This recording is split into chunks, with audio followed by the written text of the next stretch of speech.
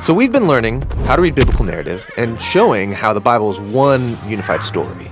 But 30% of the Bible is made up of ancient poetry. And I don't know about you, but I don't read a lot of stories where 1 out of 3 pages is some kind of poem. Yet poetry is everywhere in the Bible. Some biblical books are entirely poetry. Most of the Hebrew prophets wrote masterful poems, and the majority of God's speech in the Bible is represented as poetry. It's also very common in biblical narrative for the story to pause while a character breaks out in poetic song. Like in the Exodus story, there's a narrative about Moses leading the Israelites through the waters of the sea, and that's followed by a beautiful poem about the very same thing. Why a story and a poem? Wouldn't one version suffice? Well, poetry has a different purpose than stories. Instead of describing the difference, let's just experience it. Okay. So, one part of the story goes like this. The waters were divided, and the Israelites went through on dry land with a wall of water on their right and on their left. That seems pretty clear. Right? Now the poem, telling the same event. O Lord, by the blast of your nostrils, the waters piled up. Surging waters stood like a wall. Deep waters congealed in the heart of the sea. Whoa, a wall of surging water like Jell-O and divine nostrils? This is intense. Yeah, the poem ignites your imagination through the experience of verbal art. And biblical poets did this with a specific set of tools. And that's what we're going to look at, the art of biblical poetry. The basic unit of any poem is the line. And then many lines are designed together to make a poem. Okay, I'm used to this kind of poem. There's a meter, cadence, bum bum bum bum, bum bum bum bum, and there's rhyme. But poems in the Bible don't work like this. Yeah, biblical poems are what you could call free verse. They don't use meter like some traditions of poetry do, and they don't use rhyme in the same way either. So biblical poems have no order to them. No, they just have a different kind of order. Biblical poems are most basically structured by couplets, 2 short lines that are carefully worded and placed beside each other. The first line makes the basic statement, and then the second line develops it in some way. It can do this by completing the thought, or deepening it with different words or images, or by contrasting it in some way.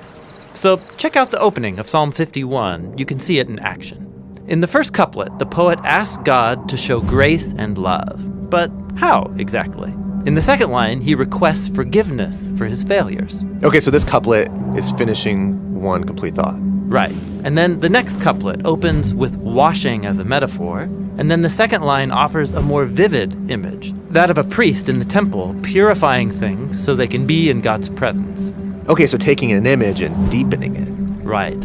And then this third couplet opens with the poet's awareness of his sin deep inside, and that's followed by a description of the sin being outside. It's like it's in public, visible to themselves and other people. So this couplet takes an idea and contrasts it.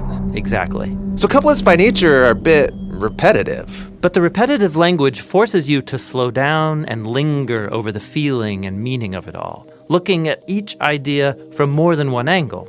And then groups of couplets can come together around one key idea. It's like a diamond with many facets, each line offering a different glimpse into the same core reality. So this poem is exploring what it's like to be forgiven, offered a second chance. And that's the kind of experience that can change a person. It's worth savoring and pondering. Now, biblical poets also use repetition on a larger scale. In many poems, you'll find a key line that's repeated multiple times. That's called a refrain. Or they'll open and close the poem with a similar couplet. That's called an inclusio. Now, so biblical poets love design. Oh yeah, these are works of verbal artistry.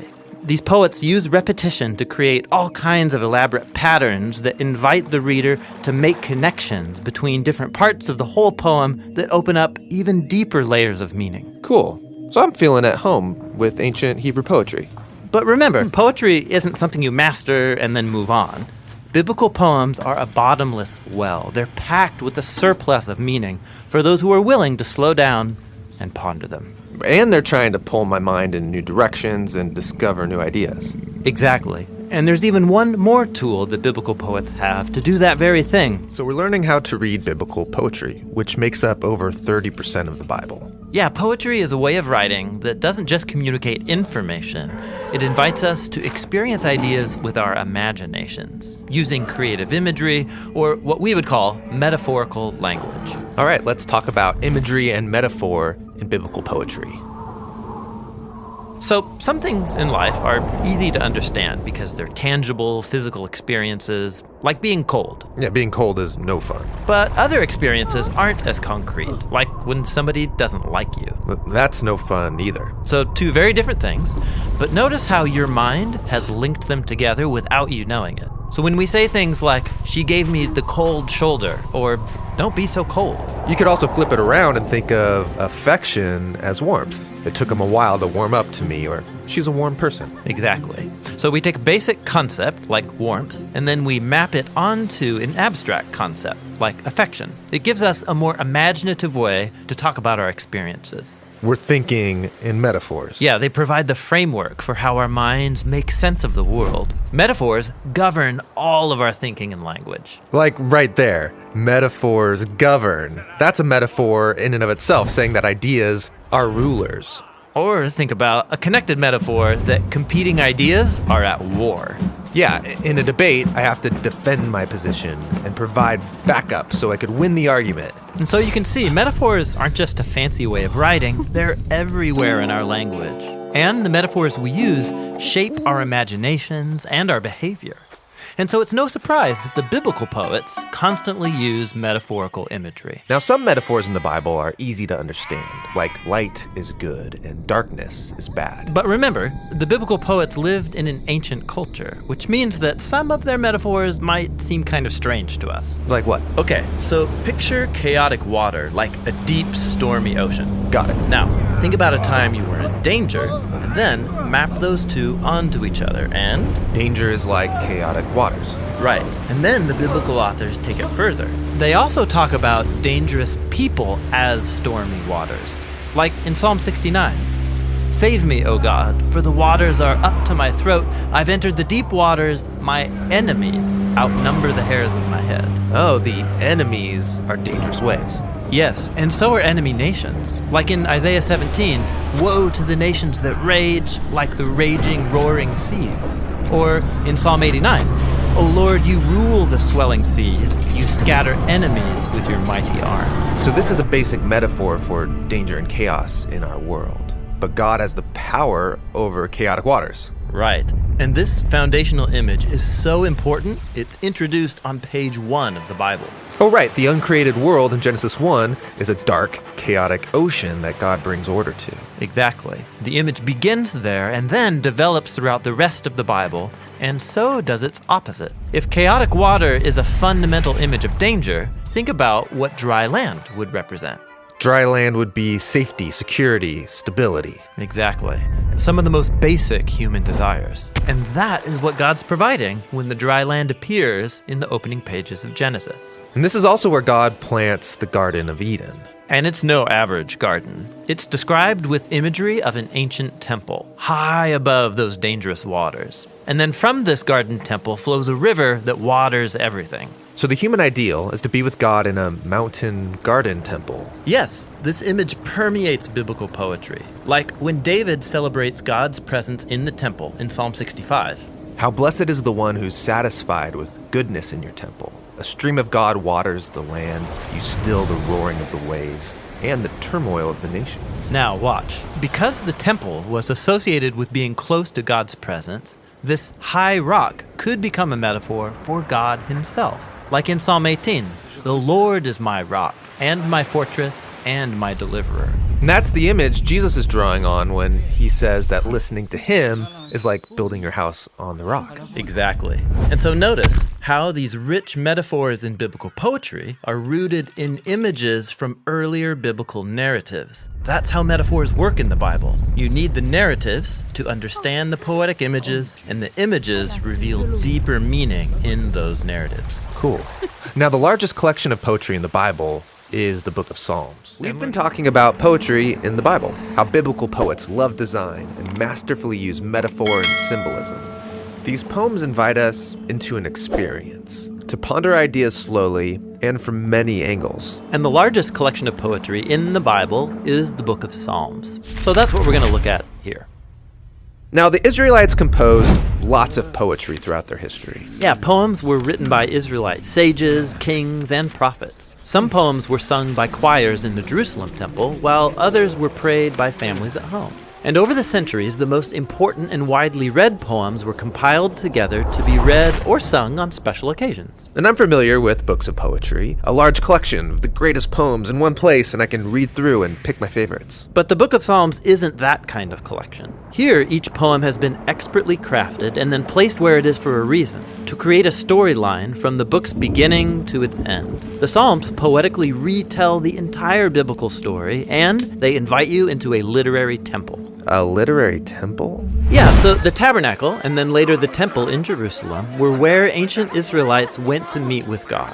When you arrived, you would see art and imagery everywhere. You'd see priests performing rituals, you'd hear songs and prayers, all of it symbolically proclaiming that your God rules the world from this mountain and you're in his living room. So the temple was a place to be in God's presence and also to immerse yourself in the story of God's kingdom. Exactly. And so try to imagine how traumatic it was when the Babylonians invaded Jerusalem, plundered and burned the temple, and then took many Israelites into exile. Yeah, where can they go now to meet with God, to sing their story and say their prayers? That's where the Book of Psalms comes in.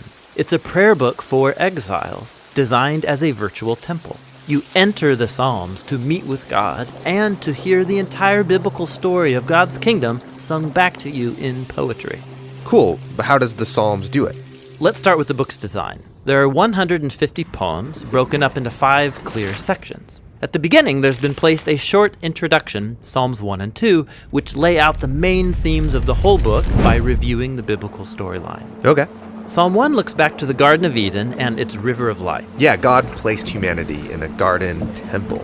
And here, humans decide to define good and evil on their own terms, and so are exiled from the garden.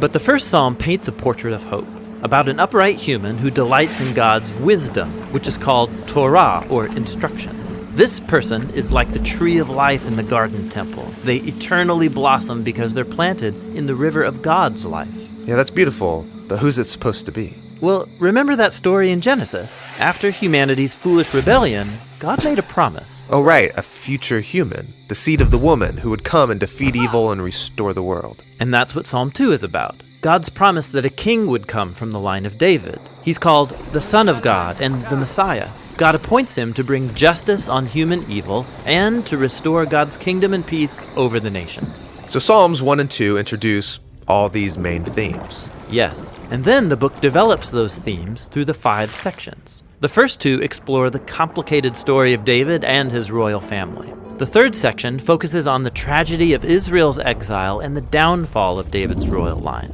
But then the 4th and 5th sections rekindle the hope for the Messiah, a new temple, and God's kingdom on the other side of the exile. Then the book ends with a 5-part conclusion, praising God for his faithfulness.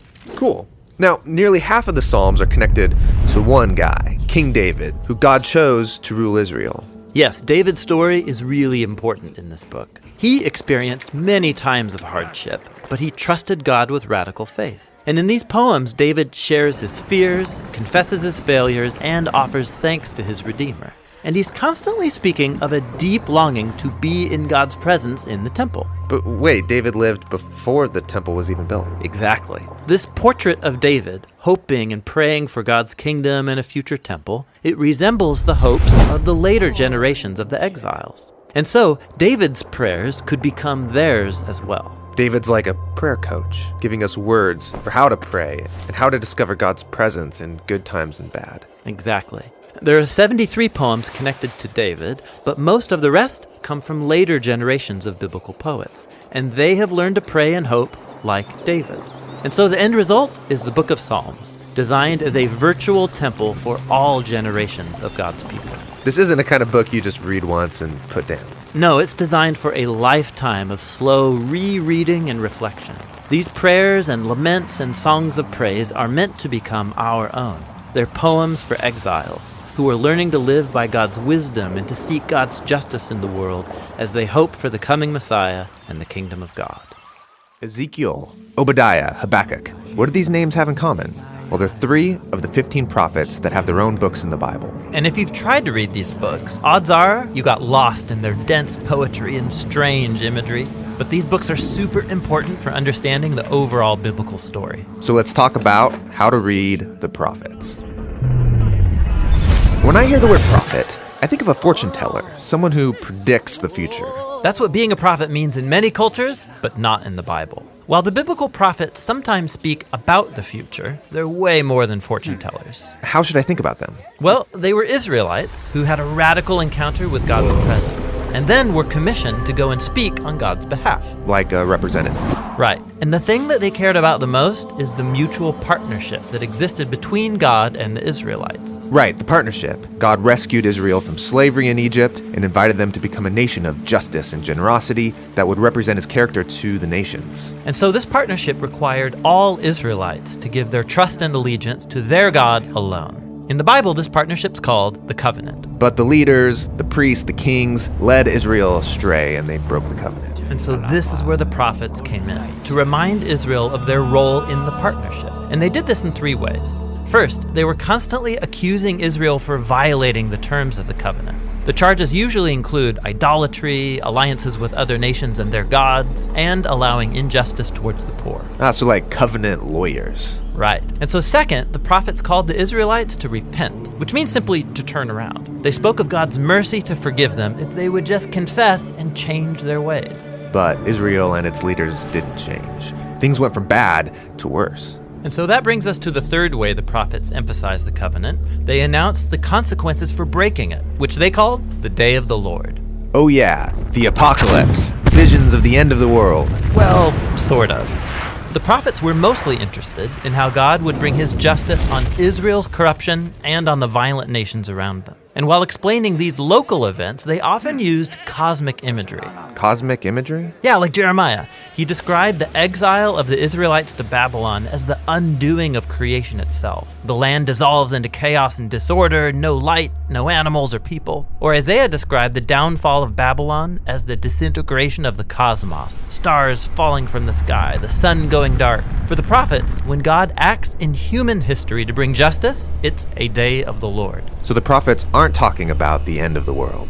Well, hold on. They're doing many things at once. The cosmic imagery shows how these important events of their day fit into the bigger story of God's mission to bring down every corrupt and violent nation once and for all. The prophets cared about the present and the future, and the cosmic imagery allowed them to talk about both at the same time. Got it. So no matter when you live, the day of the Lord's bad news if you're part of Babylon. But it's good news if you're waiting for God's kingdom. The day of the Lord pointed to the return of the exiles to Jerusalem, and once again, the prophets use cosmic poetry to describe it. They see a new Jerusalem like a new Garden of Eden, with all humanity living at peace with each other and with the animals. And there's a new Messianic king who restores God's kingdom in a renewed creation. Beautiful. So those are the 3 themes in the prophets. These prophets must have been very powerful, persuasive speakers. Well, some were, but others lived on the margins. They would often perform strange symbolic stunts in public to communicate their message. Like when Ezekiel lay in the dirt and built a model of Jerusalem being attacked by Babylon. Or when Isaiah walked around naked for 3 years as a symbol of the humiliation of exile. So did people pay attention to them? Not really. The stories in these books show how the prophets were a minority group, mostly shunned by Israel's leaders. And their writings were a kind of resistance literature. Most people ignored them, that is, until their warnings came true in the Babylonian exile. And after that, people began to take their words seriously. Yes, the works of these earlier prophets were inherited by later unnamed prophets who studied these texts intensely. They're the ones who arranged the Hebrew scriptures as we know them, including the books of the prophets. Okay, and there's 15 books of the prophets. The big 3 are Isaiah, Jeremiah, and Ezekiel. And then there's a collection of 12 smaller prophetic works unified on a single scroll. And in each of these books, you'll read stories about the prophets and their poems and visions, all arranged to show the cosmic meaning of Israel's history. How God would turn their tragic story of failure and exile into a story of hope and restoration for all nations. And it's that twin message of prophetic warning and of hope that the prophets cared about so much. And it's a message that we still need to hear today.